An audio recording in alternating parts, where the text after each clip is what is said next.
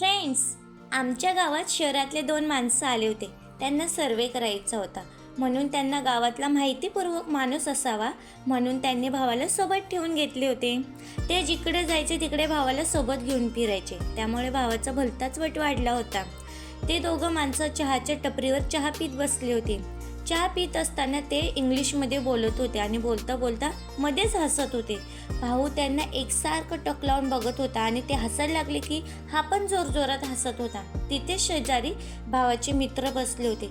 ते बघून थक्कच झालेली की मयूरला कधीपासून एवढी इंग्लिश बोलता यायला लागली, आपल्याला तर माहितीच नाही. ते शहरी माणसं गेल्यावर भावाच्या मित्रांनी विचारलं, काय रे मयूर, तुला कधीपासून एवढी इंग्लिश यायला लागली? ते जोरजोरात हसले की तू पण जोरजोरात हसत होता, आम्हाला तर काही कळलेच नाही ते काय एवढे हसत होते. भाऊ म्हणाला, अरे काय नाही, ते इंग्लिशमध्ये बोलत होते पण हसताना तर मराठीतच हसत होते ना.